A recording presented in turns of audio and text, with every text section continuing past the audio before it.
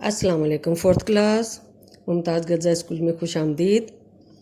हम माशरतुल उलूम पढ़ रहे हैं। माशरतुल में आज हमने मुगलिया दौर हुकूमत पढ़ना है, शेर शाह सूरी का पढ़ना है, हमने सिख मज़हब का पढ़ना है, बाबा गुरु नानक का पढ़ना है और हमने साथ में अंग्रेज़ दौर हुकूमत पढ़ना है। तो किताब को अच्छी तरह से पढ़िए। अस्सलाम वालेकुम गर्ल्स, कैसी हैं आप? उम्मीद है खैरियत से होंगी। हम माशरतुल उलूम का सबक पढ़ रहे हैं। गुज़श्ता काम हमारा महात्मा गौतम बुद्ध, सिकंदर आज़म और मोहम्मद बिन कासिम से था। तो आज हमने पढ़ना है मुगलिया दौर हुकूमत। तो बच्चों आप सब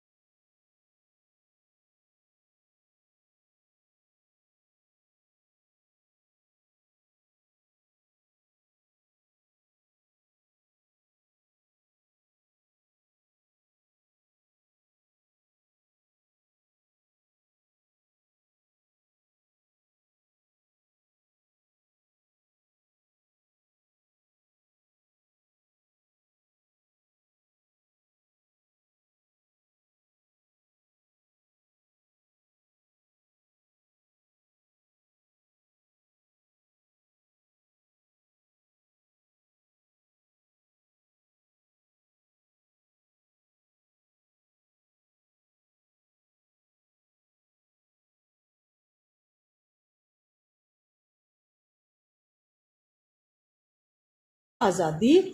और इस जंग आज़ादी का मतलब है कि ये जो हिंदुस्तान के जो सारे मज़हब थे या लोग थे, जितनी भी आवाम थी, वो सब अंग्रेज़ों से आज़ादी हासिल करना चाहते थे। लेकिन इस जंग में अंग्रेज़ कामयाब हो गए और उन्होंने पूरे हिंदुस्तान पर कब्जा कर लिया।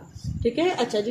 अंग्रेज़ों ने जब यहाँ पर हुकूमत की थी तो इन्होंने बहुत सी इस्लाहात भी नाफिज की थी। इस्लाहात क्या होती है? जो अच्छे अच्छे काम जो होते हैं, तो अंग्रेज़ों ने जो अच्छे काम किए थे उसमें उन्होंने अमन व अमान कायम करने के लिए, रखने के लिए पुलिस का महकमा कायम किया, फिर तालीम को आम करने के लिए तालीम का महकमा कायम किया, और आने जाने की सहूलतें में इजाफा करने के लिए, आने जाने की सहूलतों को बढ़ाने के लिए उन्हें ज़राए आमद रफ्त यानी बसें चलाईं और दूसरी सड़कें बनाई।